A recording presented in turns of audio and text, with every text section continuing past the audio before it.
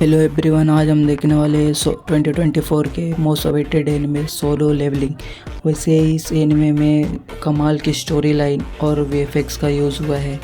तो इसमें कमाल की फाइट सीक्वेंस और वीएफएक्स का यूज़ हुआ है।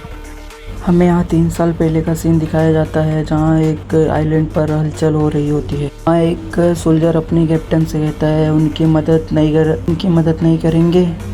तब कैप्टन कहता है तुम्हें पता है हम यहाँ से कुछ नहीं कर सकते, इसलिए इस सिचुएशन को उनके ऊपर ही छोड़ देना चाहिए। चींटियों के साथ लड़ रहे होते हैं मगर हमें इन्हें यहाँ से जाने नहीं दिया तो सब कुछ खत्म हो जाएगा। सब लोग इन्हें रोकने की कोशिश। फिर हम देखते हैं कुछ हंटर अपनी मैजिकल पावर से चींटियों पर हमला करते हैं। उन चींटियों पर हमलों का कोई असर नहीं होता और तब वहाँ चींटियाँ उन सब हंटर पर हमला कर देते हैं और उन्हें खाने लगते हैं।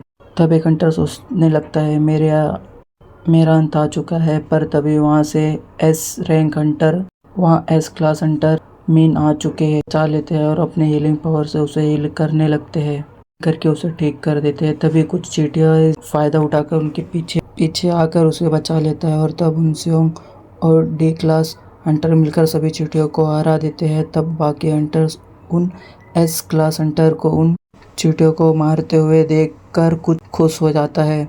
उनसेओंग कहता है इस बार तो कुछ ज़्यादा ही जल्दी आगे बढ़ गए, मुझे माफ़ कर देना, पर कुछ जाने बचाना चाहता था और वैसे भी मुझे पूरा भरोसा है कि तुम मुझे बचाने ज़रूर आओगे। तभी हम देखते हैं एक बड़ी सी वाइट कलर की चींटी हमला कर देती है। उस चींटी के साथ लड़ने के लिए आगे बढ़ने लगते हैं। तब उनसे उस चींटी पर अपने लाइटिंग एबिलिटी से हमला कर देता है। उस चींटी के दांतों को तोड़ देता है और उसके बाद उसके दांतों से उसके शरीर के आर पार कर देता है, जिसकी वजह से चींटी मर जाती है। तभी हम देखते हैं वैसे ही वाइट कलर की और भी चींटियाँ उन पर हमला करने आ रही होती है। तब यहू कहता है लगता है अब और भी ज़्यादा मज़ा आने वाला है। अब यून और युनसोंग मिलकर उन चींटियों पर भी हमला कर देते हैं। एक एस क्लास हंटर उनकी लड़ाई को दूर से देख रहा होता है और कहता है लगता है उन लोग टाइम पर वहां पहुंच गए थे, तो अब हमें भी इन्हें संभालना होगा। और उसके साथ यहाँ और भी बहुत सारे हंटर होते हैं। तब वहाँ अपने आग के एबिलिटी से उन चींटियों को मार देता है, पर वाइट कलर की चींटियों को कुछ नहीं होता।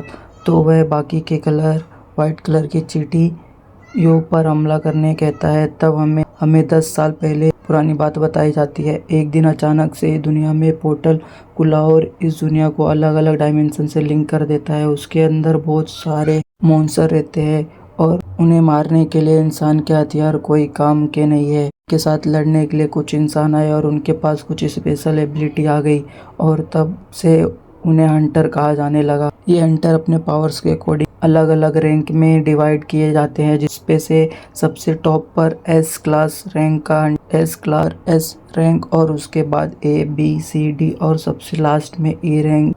हंटर की पावर अवेकन हो जाती है तो चाहे जितनी मर्जी कोशिश कर ले पर अपनी एबिलिटी को अपग्रेड नहीं कर सकता। तब हमें प्रेजेंट में एक शहर दिखाया जाता है जहां एक कॉन्स्टिट्यूशन बिल्डिंग में हमें एक पोर्टल खुला हुआ देखते हैं। तब यहाँ एक हंटर अगले मिशन के लिए डंजन में जाने के लिए तैयार हो जाते हैं और तभी उसका दोस्त पार्क भी वहाँ आ जाता है। तभी किम कहता है अब तुम यहाँ क्या कर रहे हो, मुझे तो लगा था हंटर के काम को बंद कर दिए। फिर किम कहता है मेरी वाइफ प्रेग्नेंट हो गई है, इसका मतलब तुमसे मिशन से पहले कमाना चाहते हो। चिंता मत करो, अगर ये मिशन सक्सेसफुल रहा तो हमें बहुत सारे पैसे मिलने वाले हैं। तो बस इस बात की चिंता हो रही है कि मैं तुम्हारे साथ मॉन्स्टर से लड़ भी पाऊंगा कि नहीं। तभी हमारा मेन कैरेक्टर संग जिनवू आ जाता है और सभी लोग उसे देखकर हंसने लगते हैं। आखिरकार ये क्या हो रहा है, सबसे ज्यादा स्ट्रॉन्ग है। ना, जैसा तुम सोच रहे हो वैसे उसका बिल्कुल उल्टा है। ये तुम्हारे हंटर की जॉब छोड़ने के बाद आया है। मैं हमारे ग्रुप का सबसे कमजोर हंटर है। ये तो ई रैंक रेंजर में भी जख्मी होकर हॉस्पिटलाइज हो गया था। क्या ये सच में इतना ज़्यादा कमज़ोर है? हाँ बिल्कुल, ये यहाँ तो इसका मतलब ये मिशन बहुत आसान होने वाला है। दूर से बातें करना बंद करो, वो सुन ना ले। जिनू सोचने लगता है मैंने पहले ही सब कुछ सुन लिया है, जो भी वह कह रहे हो सच है।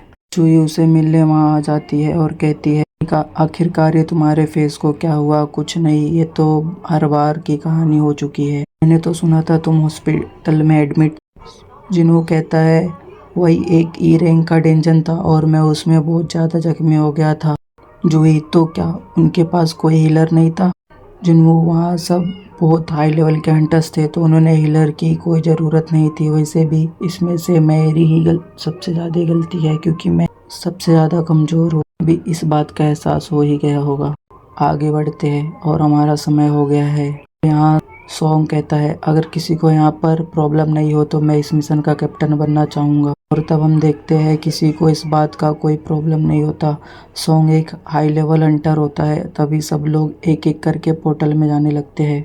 जूही, सॉन्ग, जिन्हों मेरे पीछे ही रहना, कहीं तुम्हें कोई चोट ना लग जाए। जिन्हों अपना टाइगर देख सोच रहा था, छोटी सी नाइफ और इसके अंदर बहुत कम पावर है, अपने इनकम से बस इसे खरीद सकता हूँ। और कहता है, चलो आज कुछ कमाल कर देते हैं।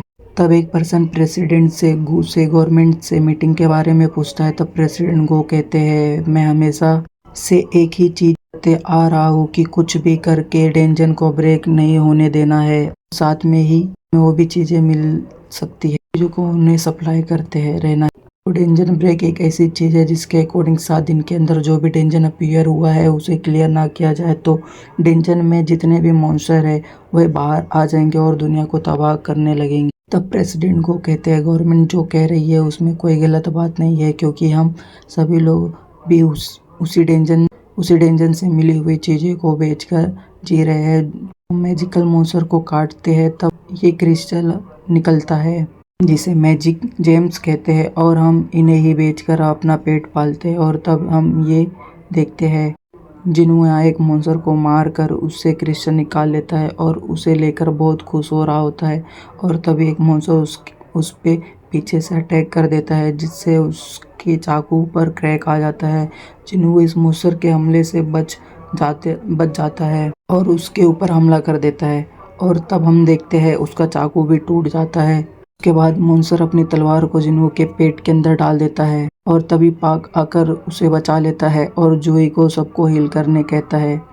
हम देखते हैं बाकी सभी हंटर्स उन मॉन्स्टरों का सामना कर रहे होते हैं। यहाँ प्रेसिडेंट गो बोलते हैं, जो जेम्स हम हाई रैंक से हासिल करते हैं उन पे उन्हें पावरफुल वेपन में कन्वर्ट कर लेते हैं ताकि हम ताकतवर मैजिकल बीज को हरा सके। और इसके साथ हमें वहाँ पर माना क्रिस्टल भी मिलते हैं, उन्हें भी मैजिकल वेपन के रूप में यूज़ कर सकते हैं।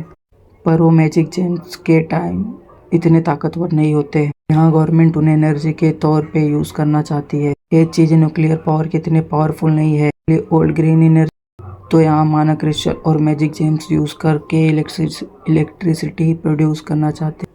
इलेक्ट्रिसिटी को जनरेट करने के तरीके को ढूंढ रही है और सारी चीज़ें हंटर के लिए लाए हुए चीज़ों पर डिपेंड करती है। हंटर बहुत ज़्यादा इम्पोर्टेंट। और यहाँ एक हंटर डेंजन से सभी मॉन्स्टर को हरा देता है। जूही सबसे कहती है, आखिरकार तुम हंटर क्यों बनना चाहते हो? किसी दिन देखना इस वजह से तुम्हारी ज़रूर जान चली जाएगी और तुम्हें बहुत ज़्यादा चोट लग गई है। जिन्हों उसे सॉरी बोलता है पर जूही पर बहुत ज़्यादा गुस्सा हो जाती है। इस टाइम यहाँ सभी लोग मैजिक जेम्स और माना क्रिस्टल को इकट्ठा करने लगते हैं। अब जुनून सोचता है, आखिरकार ये खत्म हो गया है। मैं इनमें से एक मैजिक जेम्स ही ले पाया और अपनी ज़िंदगी इसके लिए खतरे में डाला था। तभी उन्हें एक केप दिखाई देती है, तभी उन्हें एक केप दिखाई देती है और उनमें से एक पर्सन कहता है, ये क्या है? ये तो डबल डेंजन है, मैंने इसके बारे में काफ़ी कुछ सुना है।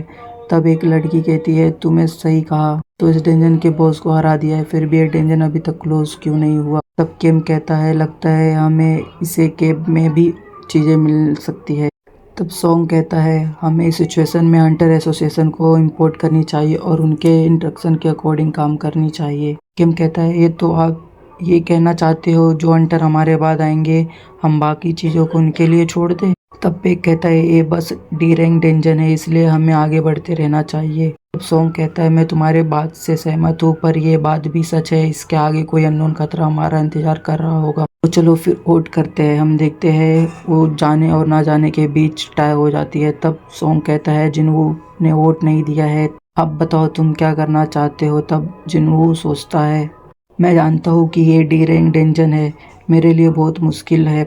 मेरे फादर के गायब होने के बाद मैं ही हूँ जो अपने फैमिली के लिए पैसे कमा रहा हूँ, इस टाइम मेरी माँ हॉस्पिटल में है और मेरी बहन कॉलेज में पढ़ती है, जिसके लिए मुझे पैसे चाहिए उसके फीस पे करने के लिए। पैसों की बहुत ज़्यादा ज़रूरत है। तब वह अंदर जाने के फेवर में वोट कर देता है और तब हम देखते हंटर एसोसिएशन में हंटर को उनके पावर के अकॉर्डिंग बांटा जा रहा है। तब जोई बताता है हमें ज्वाइन करने के लिए एक बी रैंक और 2 सी रैंक हंटर आ चुके हैं।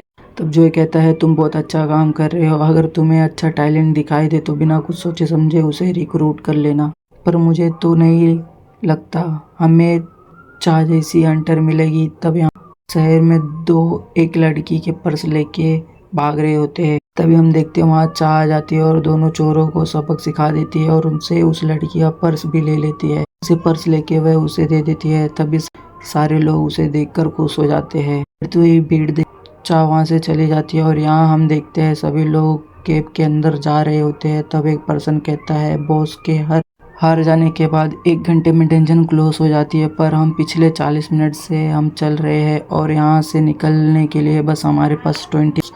तभी जिनवू जूही से कहता है मुझे माफ़ कर दे, मेरी वजह से तुम्हें अंदर आना, क्या तुम हो इस हालत में ठीक कैसे हो सकता है? क्या तुम्हें एहसास वह मॉन्स्टर तुम्हारे थोड़ा ऊपर वार कर देता तो तुम वहीं मारे जाते। बड़े मुश्किल से तुम्हें हील किया है, तुम्हारे जख्मों को भरा है और देखो तुम पागलों की तरह यहाँ अंदर ही घुसते आ रहे हो, क्या तुम्हारे दिमाग खराब है?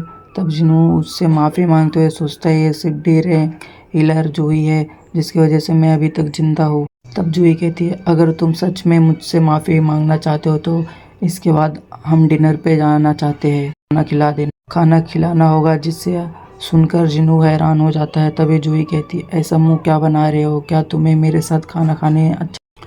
जिनू ऐसी कोई बात नहीं है।